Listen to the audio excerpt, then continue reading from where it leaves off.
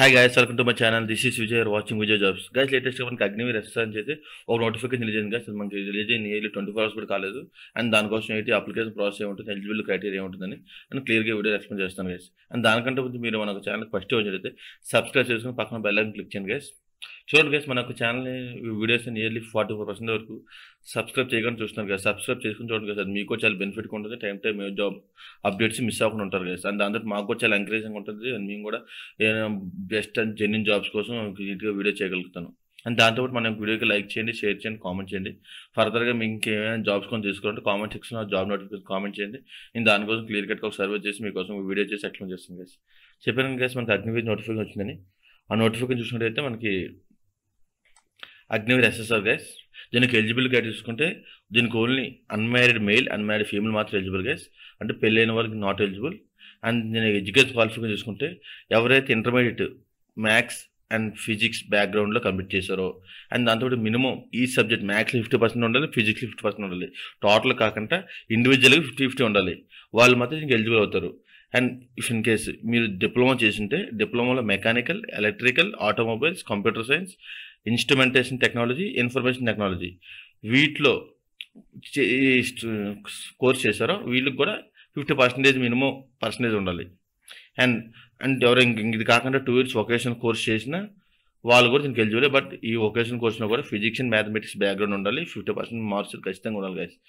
మీరు if in case మీకు తెలియకపోతే మీ యొక్క మార్క్స్ అన్ని మీరు నీట్గా పర్సంటేజ్ చెక్ చేసుకోండి. 50% ఉన్నాయంటే అప్లై చేయండి, లేదంటే అప్లై చేయొద్దు. ఎందుకంటే పర్సంటేజ్ లేకుండా అప్లై చేసిన స్టేజ్ 1లో మీ యొక్క అప్లికేషన్ షార్ట్ లిస్టింగ్లో మీ అప్లికేషన్ రిజెక్ట్ అయిపోతుంది గైస్ క్లియర్గా. అండ్ దాంతోపాటు ఎవరైతే ఇప్పుడు ఫర్ ఎగ్జాంపుల్ ఇంటర్మీడియట్ రాశారు, మీకు రిజల్ట్ అనేది వెయిట్ చేస్తున్నారు, రిజల్ట్ కోసం వాళ్ళు కూడా అప్లై చేయొచ్చు. మీరు మిగతా ఎలిజిబిలిటీస్ మీరు మీట్ అయితే మీకు మీ యొక్క డేట్ ఆఫ్ బర్త్ మ్యాచ్ అయ్యి మీ యొక్క అన్మ్యారీడ్ అయితే మీకు డెఫినెట్గా పాస్ అయిపోతే నమ్మకం ఉంటే మీరు అప్లై చేసుకొని మీ యొక్క ప్రాసెస్ చేసుకోవచ్చు. దేని నో ఇష్యూ. అంటే రిజల్ట్ రాలేదు ఇంకా నేను ఇంకా పాస్ అవ్వలేదు అనుకున్న అవసరం లేదు కదా, మీరు కూడా దీనికి ఎలిజిబులే. అండ్ డేస్ చూసుకుంటే మనకి ఎవరైతే 2020 November 1 నుంచి April 30, 2007 ఈ యొక్క మధ్యలో పుట్టిన ఉంటారు కదా డేట్ ఆఫ్ బర్త్, వాళ్ళు మాత్రం దీనికి ఎలిజిబుల్ కదా. ఫర్ ఎగ్జాంపుల్ ఇప్పుడు 2003 November 1 అన్న April 30 అని చెప్పాను. ఫర్ ఎగ్జాంపుల్ ఎవరైనా October 13 2003 పుట్టినా వాళ్ళు నాట్ ఎలిజిబుల్. అండ్ అదేవిధంగా April 30 ఫర్ ఎగ్జాంపుల్ May 1 అనుకోండి, వాళ్ళు నాట్ ఎలిజిబుల్. ఓన్లీ ఒక డేట్ మధ్య ఉన్న మాత్రమే ఎలిజిబుల్. అండ్ దాంతోపాటు చెప్పాను కదా, మనకి పెళ్లి కాని వాళ్ళు మాత్రం దీనికి మేల్ అండ్ ఫీమేల్ ఇద్దరు బోత్ ఎలిజిబుల్ గైస్. మనకు తెలిసిందే కదా గైస్, ఇది కంప్లీట్లీ మనకి 4 years అయితే డ్యూరేషన్ ఉంటుంది. మనకి ఇది సేవ అనేది అంటాం మనం. మనకి 4 years ఉంటుంది. మనకి ఫస్ట్ ఇయర్లో మనకి మంత్లీ శాలరీ మనకి బై హ్యాండ్ 21,000 అయితే వస్తుంది. సెకండ్ ఇయర్ ఎవ్రీ మంత్ 23,100 వస్తుంది. థర్డ్ ఇయర్ 25,500 వస్తుంది. ఫోర్త్ ఇయర్ 28,000 వస్తుంది కదా మనకి monthly hand.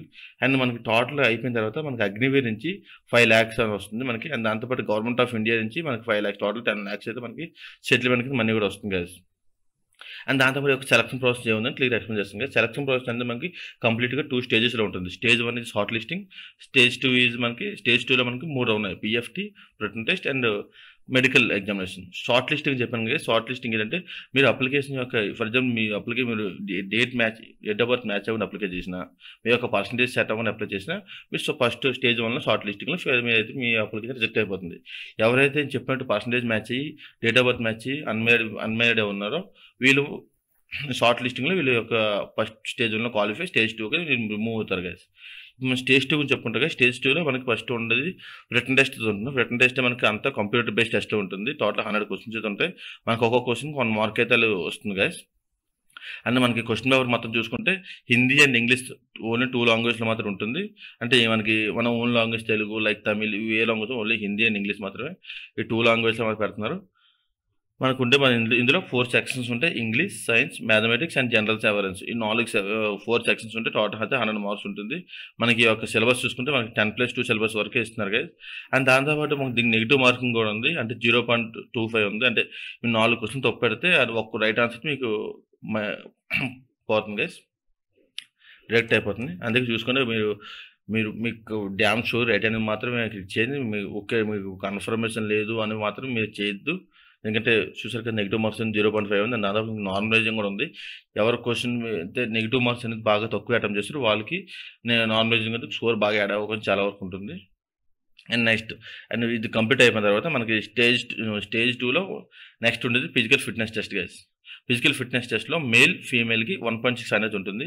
మేల్కి 6 minutes 30 seconds time duration, ఫీమేల్కి చూసుకుంటే 8 minutes ఉంటుంది. అండ్ స్క్వాట్స్ ఉంటాయి, పుషప్స్ ఉంటాయి, బెంట్ నీ సిటప్స్ ఉంటాయి. అంటే బెంట్ చేసినవి మేల్కి చూసుకుంటే మనకి స్క్వాట్స్ 20 చేయాలి, పుషప్స్ 15, బెంట్ నీ అయితే 15. ఫీమేల్ చూసుకుంటే స్క్వాట్స్ 15, పుషప్స్ 10, బెంట్ నీ 10. ఇది వైస్ మనకి నెక్స్ట్ ఉండేది మనం చెప్పాం కదా పిఎఫ్టీ. అండ్ ఫైనల్గా ఇందులో కూడా ఎవరైతే క్వాలిఫై అవుతారో నెక్స్ట్ రౌండ్ రీచ్ అవుతారు కదా, ఫైనల్గా ఉండేది మెడికల్ ఎగ్జామినేషన్ గైస్. ఈ మెడికల్ ఎగ్జామినేషన్ మీరు కంప్లీట్లీ మీ బాడీలో ఎటువంటి ప్రాబ్లమ్స్ ఏం లేకుంటే అన్నీ బాగానే ఉంటాయి, మీ మెడికల్ ఎగ్జామ్స్ క్వాలిఫై అయిపోతారు. ఫైనల్గా ఉండేది మనకి మెరిట్ లిస్ట్. మెరిట్ లిస్ట్లో ఎవరి పేరు అయితే వస్తుంది వాళ్ళు మనకి మీరు అగ్నివీర్గా 4 years అయితే సేవా నిధిలో మీరు ఒక మెంబర్ అవ్వచ్చు. అండ్ దాంతోపాటు గైస్ మనకి అప్లికేషన్ ఫీజు చూసుకుంటే గైస్ మనకి 550 అయితే ఉన్నది అప్లికేషన్ ఫీజ్. చూపిస్తాను 1 second. ఎగ్జామ్ ఫీజ్ చూసుకుంటే 550 రూపీస్ అయితే ఉంటుంది విత్ 18% GST ట్యాక్స్తో కలిపి. చూసుకుని మన అప్లికేషన్ కూడా మనకి ఈ మంత్ 13th నుంచి స్టార్ట్ అవుతుంది, 5th month 13th నుంచి. దానికోసం కూడా వీడియో చేస్తాను, అంటే ఎలాగే అప్లై చేయాలని కూడా చూసుకొని కేసు ఇన్ కేసు మీరు ఎలిజిబుల్ అయితే దీనికి కొంచెం బాగా ప్రిపేర్ అవ్వండి. అండ్ దాంతోపాటు నేను ఒక సిలబస్ కూడా మీకు చూపిస్తాను, అంటే టాపిక్స్ ఏవో ఉంటుందని. ఇంకొన్ని గైస్ చూసారా మనకి May 13th నుంచి అప్లికేషన్ స్టార్ట్ అవుతుంది. అండ్ మినిమం హైట్ చూసుకుంటే 157 ఉండాలి guys, male and female both. అంటే వాళ్ళకి వీళ్ళకి సపరేట్గా ఉండదు, ఇద్దరు ఎవరైనా మినిమం 157 హైట్ అయితే ఖచ్చితంగా ఉండాలి. ఇఫ్ ఇన్ కేసు పెళ్ళి అయిన అమ్మాయి చెప్పకుండా మీరు వెళ్ళిపోయే మెడికల్ టెస్ట్లో మీకు ప్రెగ్నెన్సీ తెలిసిందనుకో, అక్కడ మీ ఇంకో మొహమాట లేకుండా మిమ్మల్ని డిస్క్వాలిఫై చేస్తారు. అంటే ఎంతవరకు వచ్చారు కదా ఆలోచించి, అందుకనే అన్మ్యారీడ్ ఫీమేల్ మాత్రం అప్లికేషన్ అప్లై చేయండి, రిమైనింగ్ మాత్రం ఇంకెవరు అప్లై చేయకండి. ఎందుకంటే ఎంత చేసి లాస్ట్కి వెళ్ళాక వాళ్ళు డిస్క్వాలిఫై అంటే మనం బాధపడాలి. అండ్ దాంతోపాటు అప్లికేషన్ లాస్ట్ డేట్ కూడా మనకి ఈ నెల 27th ఇచ్చారు. అంటే నీట్లీ మనకి 14 days మాత్రం అప్లికేషన్ అప్లై చేసుకుని టైం అయింది ఉంది. ఈ 14 daysలో మీకు కావాల్సిన పెట్టి దీని ఒక ఫోటో కూడా మీరు లేటెస్ట్గా ఫోటో చేయండి. దాంతోపాటు ప్రీవియస్ ఫోటో అయితే వాడద్దు, లేటెస్ట్ ఫోటో మీ డాక్యుమెంట్స్ చెప్పినవన్నీ ఇది అరేంజ్ చేసుకోండి. నేను May 13th అయితే దీనికోసం వీడియో కూడా చేస్తాను, అలాగే అప్లికేషన్ ప్రాసెస్ కోసం. That's it guys, all the best.